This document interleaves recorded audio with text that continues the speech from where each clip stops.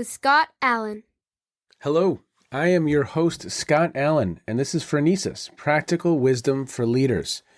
If the topic is leadership, I'm in.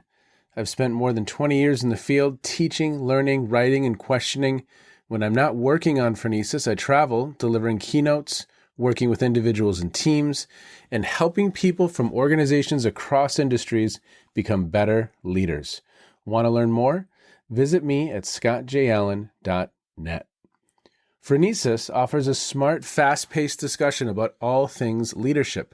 We explore relevant topics and incorporate practical tips to help you make a difference in how you lead and live.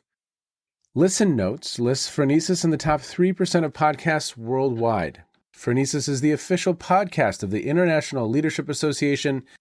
ILA brings together those who teach, study, and develop leadership, advancing leadership knowledge and practice for a better world. Learn more at ila-net.org. Finally, if you enjoy Phronesis, please subscribe to stay current on our weekly episodes. If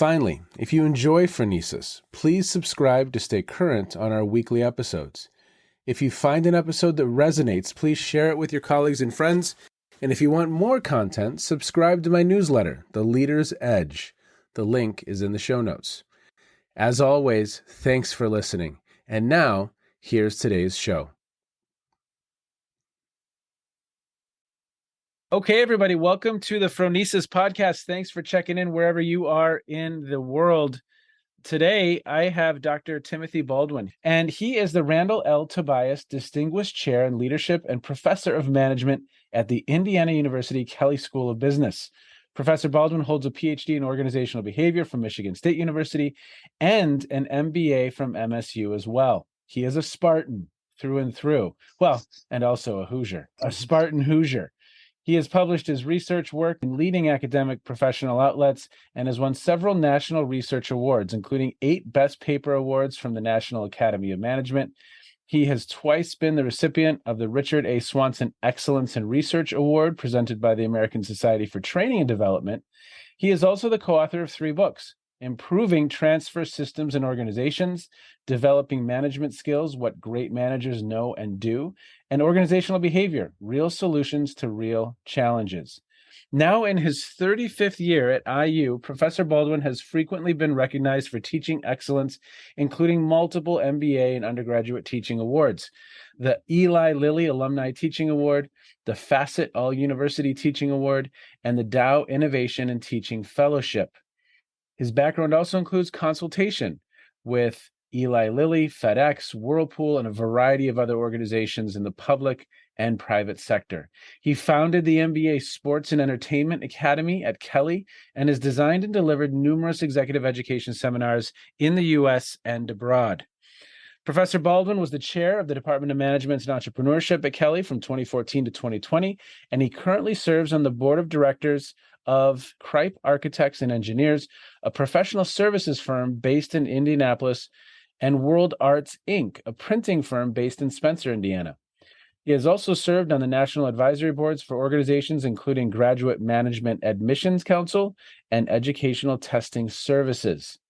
Professor Baldwin is married with 1 son, 1 dog, 1 cat, and his interests include coaching youth sports, golf, gardening, and I wasn't expecting this, sir, a little amateur magic. So talk to me a little bit about magic. This is awesome. Yeah. Before we do that, all right, if you're going to give a highfalutin intro like that, 2 thoughts on that. First, congrats on your success in the Phronesis podcast. And it's a treat to be invited on. So I look forward to our conversation. And secondly, whenever I get a highfalutin introduction like that, I'm reminded, you mentioned my family and they're such great levelers. And so I have to share just a brief story. When my son was about 10 years old, he had a friend over playing. I must have have left a name tag on the table or something. And his little friend looked at the name tag and it said Dr. Timothy Baldwin. And he said to my son, I didn't know your dad was a doctor. And my son said, well, he's a doctor, but not the kind that helps people.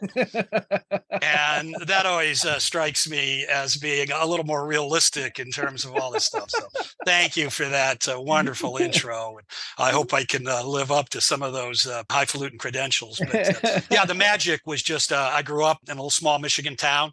Yeah. And right next to Abbott Magic Company in Colon, Michigan. Nice. And I developed a love, and then I've off and on in my career used it. Some other, dignitaries, Adam Grant, who's one of my, kind of favorite reads now and podcasts. All right. He likes to delve into a little magic, and it just creates, we're going to talk a little bit about transfer of training and some of these things. It creates kind of a jolt in the classroom, gives you a little something different, raises attention. You can tie it in. So yeah, I've liked to play around. My Secret Service code name, if I had one, is Tim Beanie. So yeah, I'm into magic. I love it. That is awesome. That is so cool. Well, we spent during the pandemic, our kids are 12 and 14 now, but we fell in love with this TV show called Magic for Humans. It's on Netflix. Justin Willman, one of my favorites. Yes. And so he actually had a couple specials during the pandemic where you could, sign up and go on Zoom. And so I think it was maybe Valentine's Day where there was a special, and maybe last or a couple Christmases ago there was a special. But that was just incredible. He was doing this on Zoom. And you know what? There were probably 400 people on the Zoom, and at $50 a pop, I mean, he wasn't doing too bad for the pandemic. It was pretty incredible. Yeah, he is my single favorite magician, both because of his comic touch, but his just extraordinary skill. And it's great when he ties it into some of our kind of management, organization, behavior, psychology topics. It's just genius. So yeah, I'm a raving Justin Willman fan. We could have kind of a bro sharing here of, our mutual likes, as we seem to share a perspective. So Magic for Susans, right? Yes. Yeah, exactly. Yeah. Well, I will put a link for listeners who have a love for magic as well. We will put a link into the show notes, and you can check that out. It's just he's got great energy, and I love how he incorporates his son now into the equation too, which is kind of fun. But that's not why we're here. We are here because I'm really, really excited for this conversation, sir. I was on the phone today with an organization, and we were talking about a session that I could do for them. And I tried to be very, very realistic with what actually the results would be of our hour and a half together, right? I said something to the effect of, in that amount of time, we can probably increase awareness, right? I mean, we're not going to be building incredible levels of skill, and it may not be that people could recall to any great depth a large portion of the content even a week later, but we can build awareness in that amount of time. And this is a great challenge, I think, for the work that I do, many listeners, but this whole notion of transfer. How are we more likely to ensure that what we're doing is actually transferring on the job and making it live an organizational life? And I know that that's been a piece of your scholarship over the years. And so I can't wait to jump into that. I'd love to get into first, maybe, how did you get into it? How did that topic really stand out for you? But before we do that, I'm kind of like backing up. There was a really awesome quote. I used it in a paper once, and let's see if I can get it right. It was from an anonymous executive, and the executive said something to the effect of, I'm pretty sure that half of every training dollar we spend goes to waste. I just can't figure out which half. Yeah, absolutely. I think that's accurate, although I'm not sure the half. That's oftentimes used for advertisers as well, to say half of all our advertising spend is wasted. We just don't know, which half it is. I think that's so apt. And I appreciate sort of your awareness and honesty, Scott, not to overhype what you're doing, because To talk a little bit about the genesis of my interest, when I did all my degree work at Michigan State, took a doctoral class from Kevin Ford, and Kevin ultimately became a longtime still collaborator with me.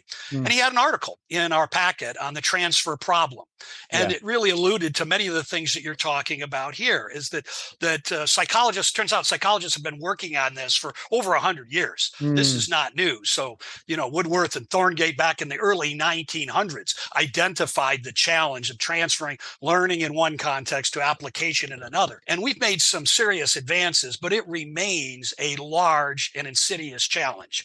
So you hear these sorts of estimates, and these things are all subjective at some level, hard to get perfect empirics around some of these estimates. But 60% of what people take from a class is forgotten in a week, 80% in a month. You see the absolute dismal relationship between diversity training and ethics training, and such a low correlation with any of the change in behaviors of those on the job.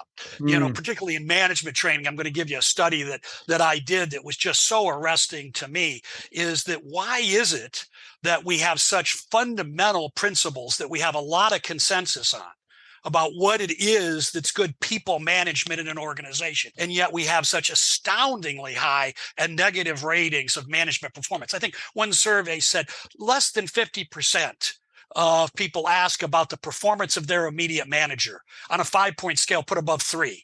And people were putting, I hope my manager dies in her sleep, or, that I would forego a raise to get a shift in a manager. I don't want to be flip, but it's just, we really have a lot of toxic organizations, and they stem, so often from that managerial presence. You've heard the cliches and the adages that people don't leave organizations, they leave managers. And what is ultimately a culture other than that immediate personal relationship between individuals and their managers? So we read this article, and it just resonated personally with me. Wow. Yeah. And that's to me always a good thing to study. I counsel my doctoral students, study something you're interested in that grabs you, that don't make up a problem or don't chase a fad. And I was reading this article, and I'm just saying, this just connects with me. Why am I so good on the driving range and so bad on the course?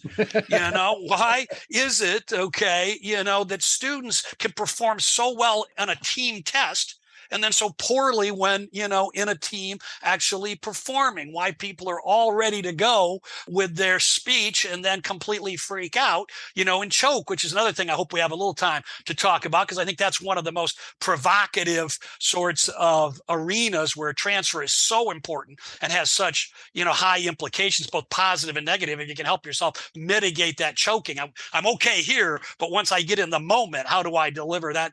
That's a big deal. So it really became kind of a personal interest of mine, struck by how hard it is given all the work that's done and attention and importance. And I would just double down that I think it's particularly important in the world today. I hear some of these high tech, that's kind of cliche, but I really believe that. And you hear some of these high tech firms, for example, talk about how some large percentage of their revenue is from products or services, say less than 2 or 3 years old. Well, you just think about the implications of learning in an organization.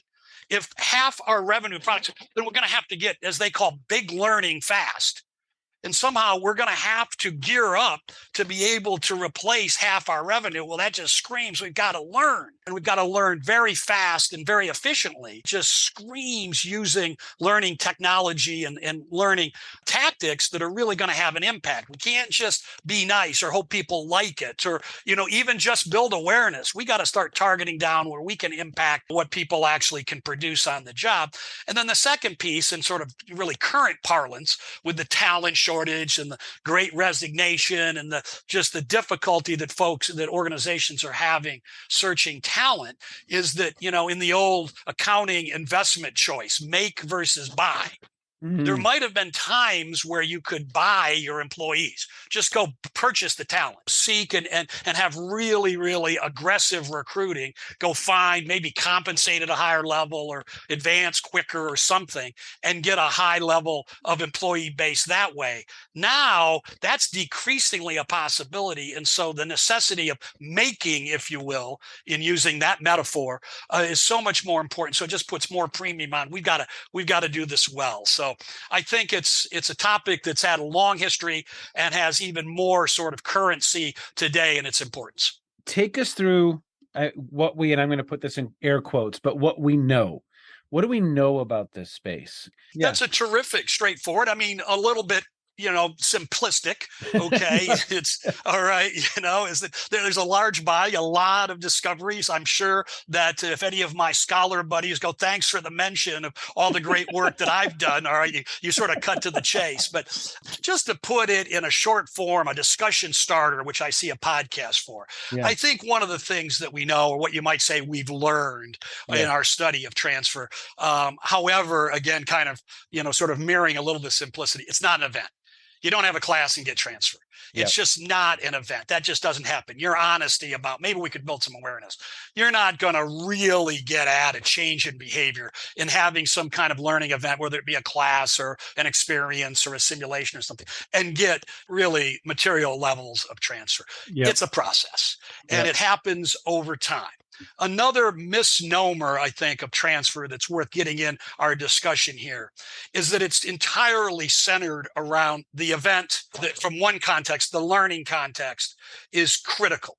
And so you might get seduced into the challenge here is to design the magical learning experience that turns into transfer. Let's take a management class. My particular interest is in the transfer of management skills. That how do people go from being individual contributors to people managers? And why has that been so elusive in our workplaces, given people like me spend their time teaching these classes and why do we have? It's a bit of a self-indictment. So we kind of take it personally of why it is we don't have higher levels of people management behaviors in our organizations. The misnomer is, well, if we could just get the right classes. The reality of transfer, it is not just about the learning event.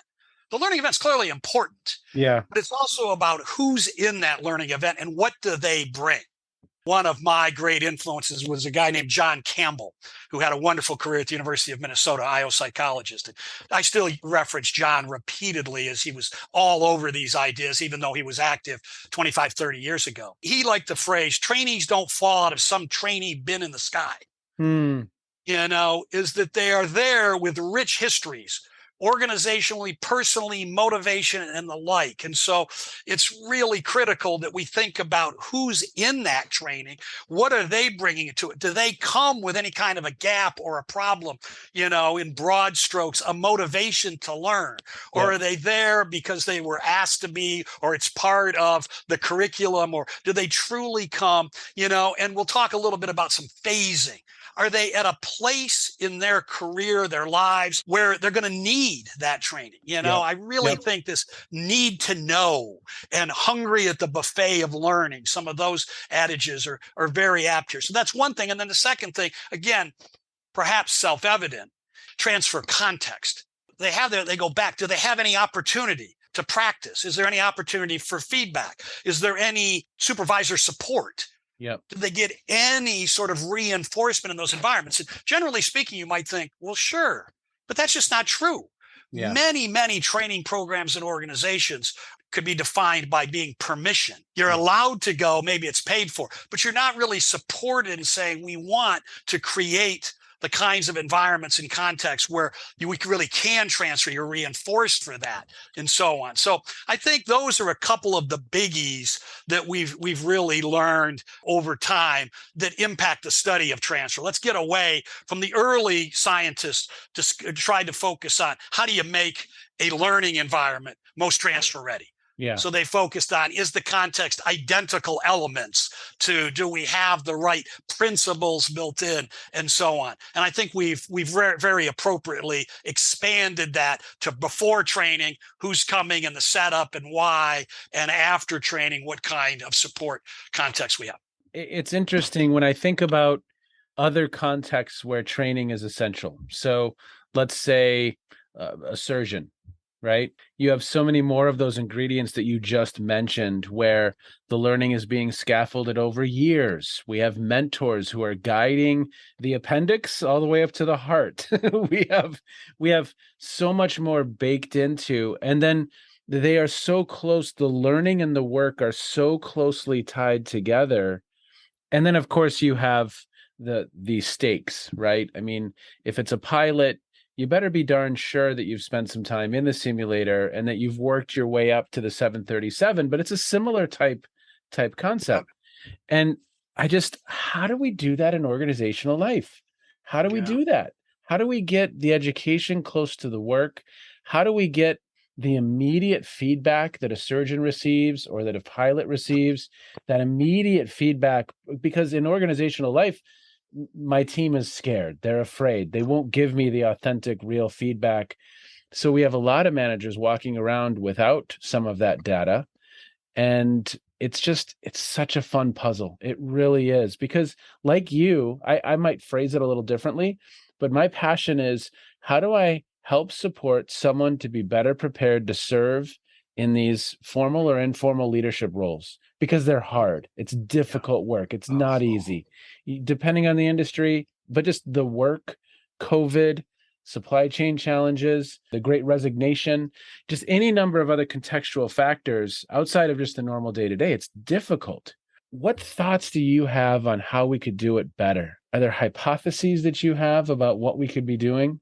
Well, again, I have, like you, as many questions as I have answers. But Yeah. all right, claiming with that introduction, claiming some scholarly, sort of approach. Let me not just offer my opinion, but Yeah. what might we draw from Yeah. some of the study and work Some in this evidence. arena? And there, there's two or three things that Yeah. come to mind in no particular order. One is that I'm a big fan. It's not original with me. I can't even remember where I got it, but I love it and I want to claim it. Yeah. And that is, I think we've sort of violated some of the learned evidence about under what conditions do training programs and events and learning stimuli lead to. And I like to call it J3 learning, like Hmm. J to the third power, as Okay. in just in time, just enough, and just for me. Wow. Just Wow. in time, just enough, and just for me. And if you sort of reverse engineer most of what we do, let's just do the self-indictment of college classes. It's almost the antithesis of that. Yes. Yes. That it's okay, just in case we're Yes. going to give you a whole body of knowledge just in case you may someday need it, just the whole text or the whole course or all set of modules, and just for everyone in the class that come from very different backgrounds and are headed to very different careers. Yeah. So on Yeah. one level, it's almost a kind of humorous violation of what the evidence would say. I And love it. so this idea of trying to target, to narrow down to this term micro learning, I'm a very big fan of, and I'll talk about an example out there in just a minute. So I think that's one thing, is Yep. to shrink the change rather than enlarge. We got to do more. We got to do it better. We shrink the change, I think, is one. Second is that one of the principles that I think is so relevant in when you mention surgery or you mention sports or these things is to expand beyond the concept of physical fidelity. Hmm. Again, the early scientists were really interested in physical fidelity, kind of fancy term for a simple, and that is it looks just the same. The basketball court we train on is the basketball court we play on. There, see, we've got it. Yep. But the reality is that we all know at some level is it's not the same feel. And No. so one of the training mistakes that we make, and I want to use that analogy into our organizational environments, is to try to take 100 free throws.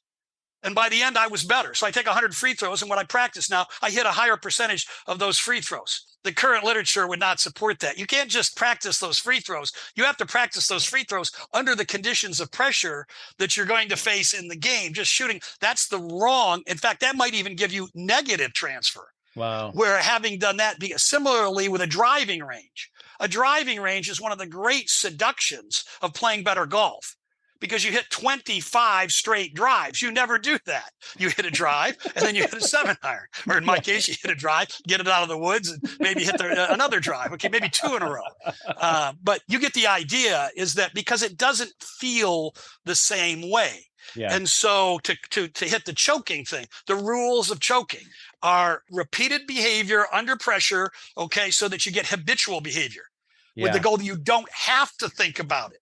I don't want you sitting, waiting to hit your 98th free throw and setting up. I want you so used to shooting. And then you got to do practice under conditions. Let me give you, if I might, just one quick example in our environment. we have here, because I'm trying to think about how we do it in our context. Yeah. Because it's quite easy sometimes to draw the analogies. I'm a big sports fan from sports things, but then you go, how do we do it in a classroom? We have a course here called the Spine Sweat Experience. Okay. And it's a course in our entrepreneurship curriculum. I'm in the Department of Management and Entrepreneurship. And you can, as a student, you can take the course in either by yourself, or you can pair with a fellow student. You present a new venture, you introduce a new venture. The professor, one of our most skilled entrepreneurship professors, coaches you throughout the term. At the end of the term, the only assessment of any kind is you present to an advisory board drawn from our Kelley School of Business advisory boards in Silicon Valley, Chicago, Indianapolis, various ones we have. And they do the judging. Nice. If they deem it an investment, they want to, be almost Shark Tank-like, then they typically provide $1,000 of their own money and open doors for these students in social network.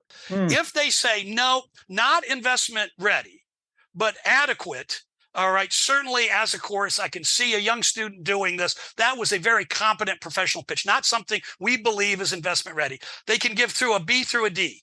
If they deem it not worthy, that is, they go, that was not well done in a way that you should, you get an F and you fail the course and you cannot graduate with a degree in entrepreneurship. Wow. Wow. And I just throw that in because what's the idea? The idea is not just to say we're playing, it's all safe. It's to put you, we don't want lasting harm. You can still graduate with a Kelley degree, but you are putting at risk your entrepreneurship degree, just like you're putting it your parents' money, your investment, and so you're trying to simulate. That's what I encourage us to try to think about, is that creates a different kind of feeling. Eruditely called psychological fidelity, but does it feel the same way, not just look and, physically the same? In our MBA, they're presenting 4 times over the course of 2 years. And the first time it's just to me. The second time it's to a group of alumni who are actually grading their presentation at that second semester of their first year. The third semester, it's to a panel of experts in the community who are also coaching them, but they have to present to that panel and they're given a grade. And then the final presentation in the MBA is to C-level executives in the community who grade their final presentation. And that's one thing we hear consistently over and over and over. So it's so fun to hear you say this because it's real. It's not, I'm presenting to Dr. Allen. It's, oh my gosh, the CEO of Goodyear is in the audience. And that's high stakes. That's real. I'm not even grading any of them. It's all in the hands of these professionals who are C-level executives. Yeah. And it just mirrors and simulates the reality much more closely, right? I mean, obviously not one-to-one, but more closely. That is spot on, Scott. If I might just interject there, I think a related piece of that phenomenon is failure experiences. And I think this is one of the challenges that we face in doing, you're asking the right question. How do we take some of these known strategies and inject them into situations? And it's hard. Because the context is such that we have paying customers, if you will, that aren't really paying to fail. They are paying a very high, tab to succeed. They and their parents aren't looking to say, yeah, they failed the entrepreneur. That's not what mom was most excited about. She wanted, and we are we not, in an educational environment? So should we just test and fail? But if you look at, say, what the military academies do with training, they are well known for putting these young plebes and trainees in contexts where it's impossible to succeed. Impossible. And then they judge their behavior. And then, much like good entrepreneurs, the point is not just you failed, but what can we learn from that? And how do we then pivot and grow? I think that is a terrific lesson for us to figure out how can we build in failure experiences, maybe right at the front end to create some kind of need for learning. You're not as good as you think. Maybe to sort of, humble some folks, but more than that, to get an awareness, because, so often we have this sense that it's self-evident or common sense how to do, say, management behavior.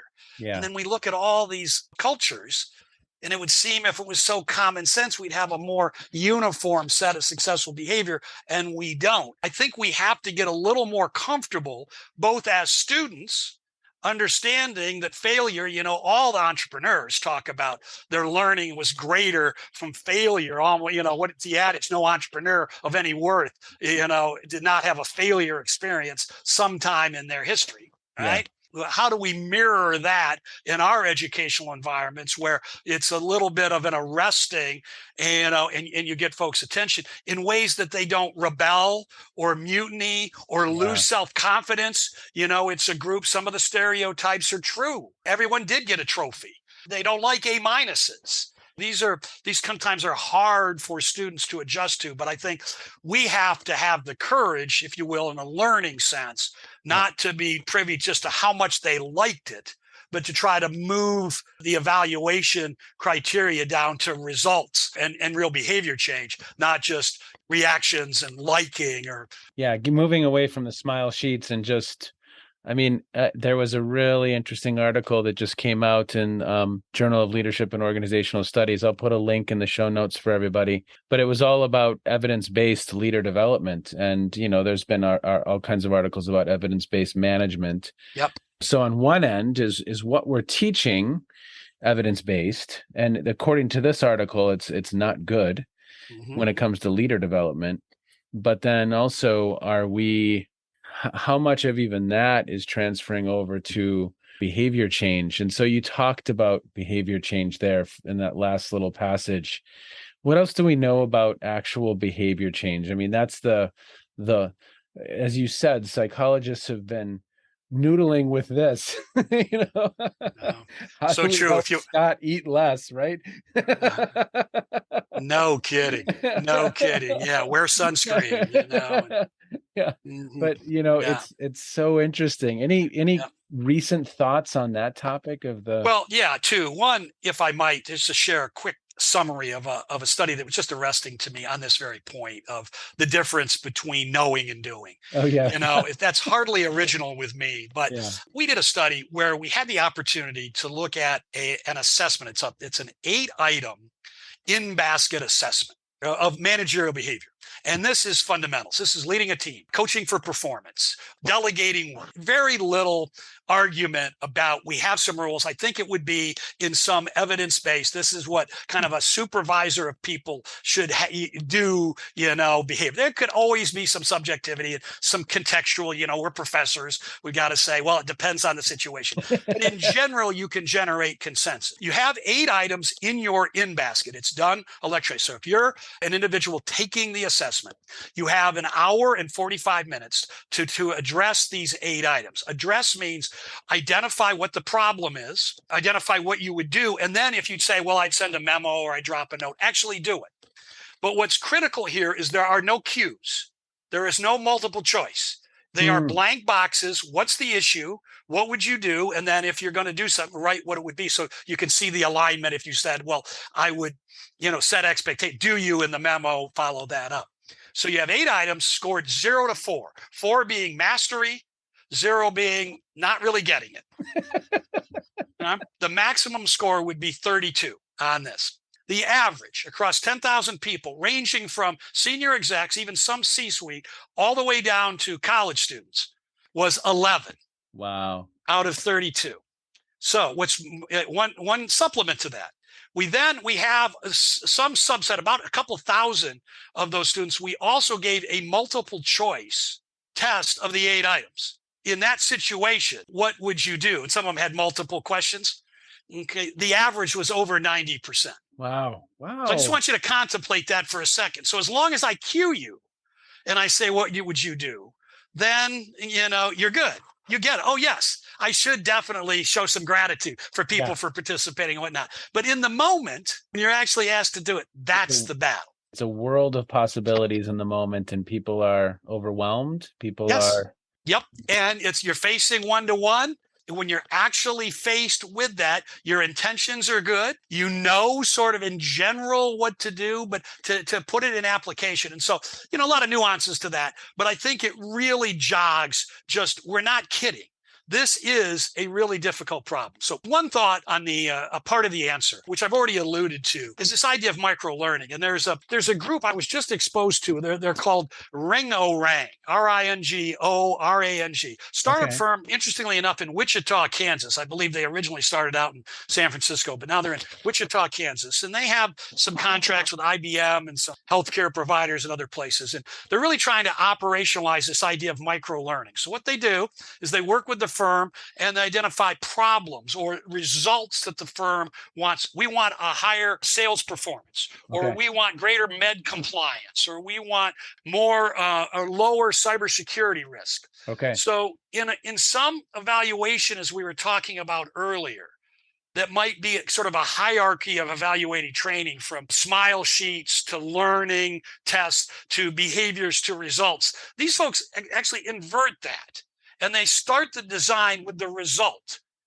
They then build these micro learning modules based on, well, what then, nesting under the result, what might be the behaviors that you would want specifically that would be associated with those results. They then create very tiny learning modules, 5 minutes, that they push electronically to the participants. And it usually includes a set of questions.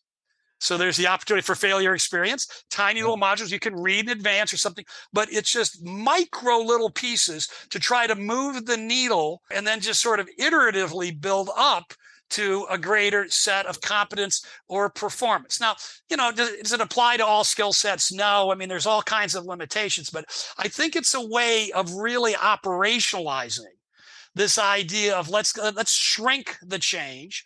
Let's get very targeted. Let's make it just for that audience, just in their environment. They do some other things, a little gamification. They have awards and you can get badges and some of the things that are very sort of contemporary. But the big thing is the data that they can gather when they give a 5-question, they blast to you. Some of them leave a time limit. You only got an hour and a half. You have to answer it today. So you only need 5 minutes. So you just go ahead and you miss 2 of them. Well, now you can take it again, but you know now where your gaps are. And they've got some preliminary data that says they can reduce cybersecurity risk. People are more likely not to, be subject to phishing, and their consulting team at IBM is moving towards, different kind of client management skills and so on. So that's just one example of, I think, trying to be really creative about operationalizing these sort of broad general principles we're talking about that sound good on paper, can be hard to put in place in the environments we're in. I mentioned food earlier, and I was speaking with a friend who's somewhat of an expert in the space, and I was saying, look, I need to lower some pounds here. I have this world of possibilities in front of me, and his suggestion to me was chew slower. Chew your food 50 times. It was the suggestion. But what's fascinating about that, Tim, is this. I forget 75% of the time right now. I get to a meal, I scarf it down, I don't chew 50 times. And what I had said to him was, look, I want some small things that I can do with excellence and slowly shift behavior to a new way of being. Creating a list of 7 things I'm going to do in a day, whether it's work out for 2 hours and drink 8 glasses of water and this and this and this and this, it's not sustainable. It hasn't worked. But what's fascinating is, logically, I understand that. I understand to chew slowly 50 times. I can't do it. But I have a growth mindset. I can't do it yet. Exactly. Okay, you bet, Carol Dweck. We're not done yet. But so if you say, facts are friendly. Yeah. And so that's the reality. Yeah. And then you think, well, what would be the antidote? It's going to be repeated pushes, right? It's going to be reminding. Yeah. It's going to be thinking about it. It's going to be reinforcement. So I think that it's kind of, again, not to get too cute, but going from knowing to doing for us. We know that that's probably the rule. It does work if you do that. If you divide up your portions, if you don't eat, if you cut the chicken in half, if you eat slower, if you start, with the vegetables. If you get yourself fuller first before you dive into the fried potatoes. I think that there is a great lesson in that. Yeah. And as I said, I've got more questions than I've got answers, but I think we're starting to ask some of the questions now. It's how do we build that into these environments where we don't just repeat the sins of our predecessors, where we kind of hope for transfer, and hope is not a strategy. What are we doing consistent at least? We can't ever design the perfect thing, but I would contend that back to our earlier discussion, so much of your transfer was not just in the content. That's a fine morsel of information, absolutely real. But the whole point is, are you ready to hear it? Are you motivated to activate it? And then what do we got in terms of the transfer context that'll reinforce it and support it? Well, and it's just such a fascinating conversation, because I share the passion that you have for this topic, and that it's a fascinating puzzle. It just is. I mean, great way to put it. And I think each one of us are fascinating case studies. And when you think about some of those questions that you're still pondering, because you've mentioned a couple of times, we still have more questions than we have answers. Are there some key questions that just really keep you cooking? Well, kind of in the spirit of failure experiences, there's this recent push, including books called The College Scam, that begin to really look and say, in accompanying the pay back student loans and all these kinds of things. Well, that's really led to this discussion around, is college worth it? And from a transfer of skills, and boy, you are seeing increasing and loud voices say no. Wow. And you're watching the Googles of the world say, we don't care if you have a college education. Can you code? And we'll pay you a bunch of money to come and code. And so one of the things keeps me up at night, with a long career in college and an absolute love and affection for the college experience, and not wanting it to be simply limited to a social development experience for wealthy parents, as your kid will grow up or come of age or meet a spouse or, something. No, is this really something that's developmental? I think we're at a juncture where we're going to have to start demonstrating that, in fact, we are contributing, particularly in our arenas. I think you can make the case in surgery, and maybe even in some dimensions of our schools in accounting or finance or supply or data analytics. But if we're going to reserve a place for the soft skills, so to speak, are we making a difference? I think we got to ask those hard questions and say, what are we doing? Are we teaching it? Can we get more co-curricular? Is it in fact possible to move the needle on some of these things with our existing structures? And if you go back to early strategy, it's always structure should follow strategy. So if what we're trying to do is improve the performance of management in our workplaces, is this the structure to do it? That's a question that keeps me up at night, because I think we go back and find ourselves trying to make do with suboptimal, and going, well, we tried to build in some failure. We tried to build in some fidelity. We tried to shrink it, but we got 8 weeks or 15 weeks, and we have to use that text, and there we are. And I think that's one of the sort of meta questions, if you will, that keeps me up at night. Yes. And when you get back to some of kind of the structural challenges that we face, specifically in management and leadership, I love your perspective on how do we shrink it down and do that with excellence. And at least having that experiment and that approach, will that yield different results, given the structure that probably isn't going away in some ways, right? So what's interesting is, given the structure we have, what can we do to maximize? I mean, we could have the conversation about shifting structure, but given what we do have, what are some experiments we need to be running to see if we get further? See if we get closer to that ideal space. Yeah, I wonder if there are analogs to your notion of chew slower. That we're both fans of the Management and Organizational Behavior Teaching Society. And about 20 years ago, the founder of that group, David Bradford, walked into the opening session and said, I have a challenge for everyone. And that is, I know you're all prepared for your forthcoming sessions in the next 3 days. I want you to cut what you were going to do personally in half. Wow. Whatever you're going to do, I want you to cut it in half. How much ever input you were going to bring, cut it in half. And there was just this wait a minute, why didn't you tell me earlier? And, I'm sure there's a little bit of retrospective memory here on my part, but my memory of the final session was that was such a wonderful jolt in changing the dynamic of the meeting. It improved the interaction or something. And so in that spirit of saying, what are the experiments that we could do in our environments that would it be cut your course in half? One of the challenges, though, is that the students so prefer, do a few things well, have a shrink to change model. But, one of the other, I refer back to some of these classic transfer notions is massed versus spaced learning. And there's a general now leaning towards spaced learning gets better transfer over time. You sustain it more. It sort of keeps in your memory if you sustain it. But students hate that. Students want to get it out of the way. I took that course. If you've ever taught something that they felt they had before and faced the mutiny, you know what I mean. Yep. So there's this sense that, no, I want it masked. Yeah. And yet, so you get this disconnect between what the students perceive that they like and want, but their actual impact on their transfer. Again, it's one of these kind of, in the military, you can say tough love.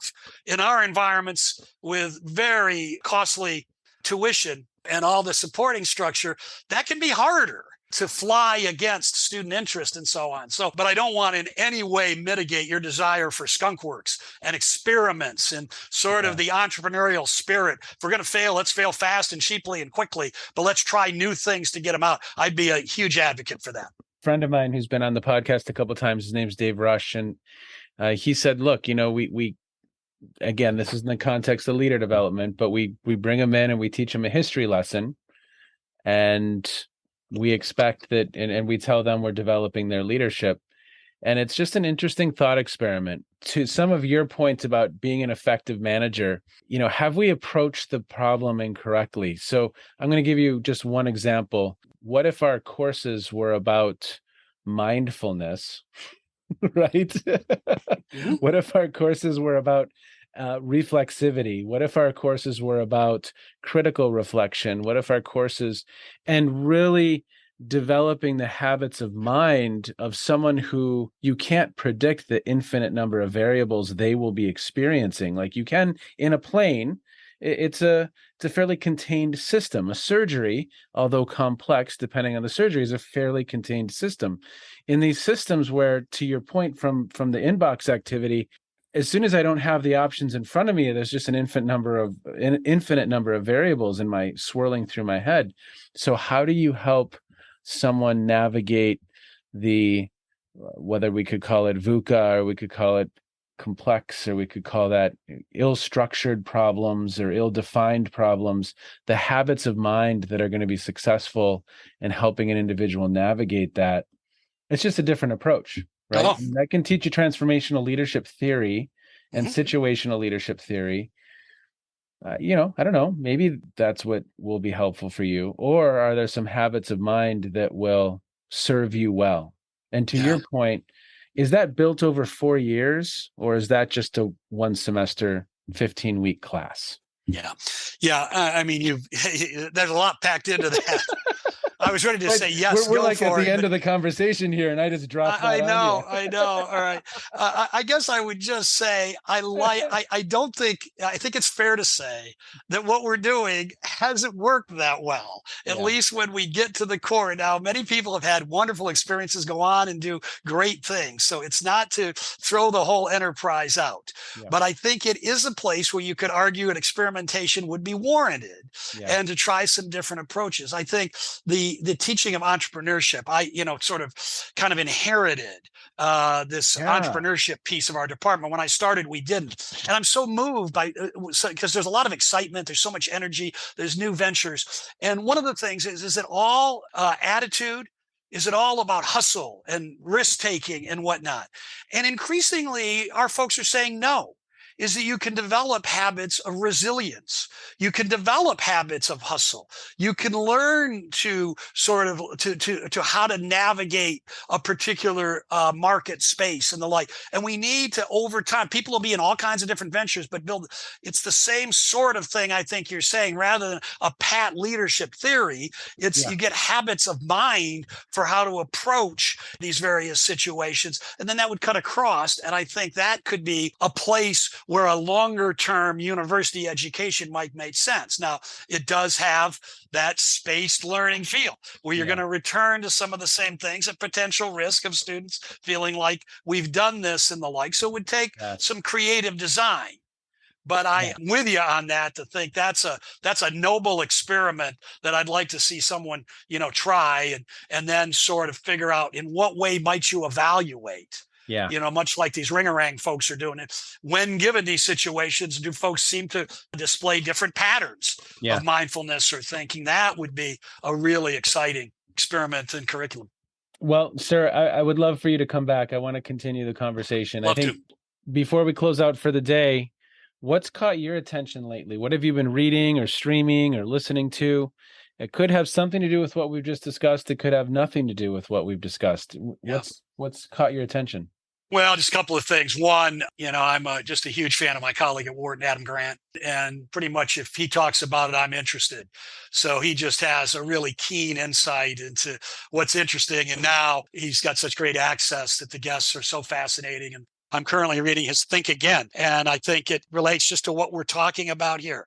What's the old, I think it was Will Rogers, it's not what we don't know that gets us in trouble, it's what we know that just ain't so. And I think about some of these things that we've learned that we think is good learning practice, and it's just not, and it's not having, and this idea of some ambivalence or, willingness to reconsider and to think again, to hear from other sources, I think is very helpful. So I listen to a lot of Adam's stuff. Some of my colleagues have turned me on to a couple other cool podcasts. This Tim Ferriss, you may have seen, very popular, just does really interesting things. Not all management or business related, but he dives into the 4-hour work week. And again, provoking is kind of where I'm drawn. This not boring. These guys talk with new founders of businesses largely, and it's just really interesting. Here's kind of an entrepreneurial bent, but really interesting takes on their idea, how they came up with it. And I do think, to hearken to our discussion, that we're in an environment now where we need a little entrepreneurial thinking. What is the new venture, in management, education, and training that is a grab? And then, if you don't mind, I'd put in a plug for my I have a new program on the edX platform. Called the New Manager's Toolkit. And we tried, again, a lot of structural constraints, but we really tried to embody what are the real micro pieces of success in that role, really targeting those folks that are moving from an individual contributor to a first line manager position. So very much not senior exec. This is somebody that's been a barista and going to a manager position at Starbucks, or, taking a manager position at Walmart or something, really even trying to get out of a full-fledged college education environment, and more that there's so much importance to how people are led. And so much hurt and sadness and dysfunction when they're led poorly, disrespected, all of our issues now with respect and inclusion and diversity and so on. So we really tried to build that in. So that's on the edX platform called the New Manager Toolkit. I've got 3 wonderful co-authors, but really a delight to talk with you, Scott. You're a terrific foil for teeing up questions. And I actually feel energized after speaking. Well, it's a fun conversation, and we'll continue the dialogue. So I will put a link to all of those resources that you just mentioned into the show notes. So listeners, you can go there and check all of that out. And thank you for the good work that you do, sir. Thanks for helping us think through this puzzle of how we take what we've learned and transfer it back to the job. Like I said, it's just a beautiful puzzle. And I love that people like you exist who are working it. I think it's awesome. So thank you, sir. You bet. Thanks, Scott. All the best. Okay, so we spent some time having just a lot of fun exploring a little bit. Something that Tim said that really is going to stick with me is this whole notion of just in time, just enough, just for me. How do we individualize this education or this learning when the user needs it, and in a way that we do not overwhelm the learner so that they become buried? Because at times we're very good at burying learners in content. Such a cool dialogue, and I think a really, really important piece of this whole conversation of developing leaders. How do we better prepare individuals to serve in these informal and formal roles, whether they're leading or following, so that they can do that work more successfully, so they can more likely achieve whatever it is they hope to achieve? I think it's fun. I am so thankful for this conversation with Dr. Tim Baldwin. Thank you, sir, for spending some time with me, and thank you for the good work that you do. Again, just in time, just enough, just for me. It's more than just the event. Who's coming to the event, and what is it about them, their motivation to learn, their readiness to learn, what happens at the event, and then what happens after the event to really ensure that that learning is solidified. Important considerations for any curriculum designer, for anyone hoping to truly make a difference for the people in their care as learners. Speaking of learning, great opportunity coming up to attend the International Leadership Association. You can find some links in the show notes. And I also will draw your attention to a learning opportunity with the Prometheus Project to explore the work of Robert Keegan and Lisa Leahy and their immunity to change process. So there's some links in the show notes for that as well. As always, thank you so much for checking in, everyone. Take care, be well, and if you like what we're doing, subscribe, share with others, spread the word. Bye-bye. You have just finished another episode of Practical Wisdom for Leaders with Scott Allen. To contact me, visit scottjallen.net or send me a note at scott@scottjallen.net. I'm also on LinkedIn, so let's connect. If you have feedback, I'd love to hear it. And as always, thank you so much for listening. And now here's my daughter, Emily, with the outro.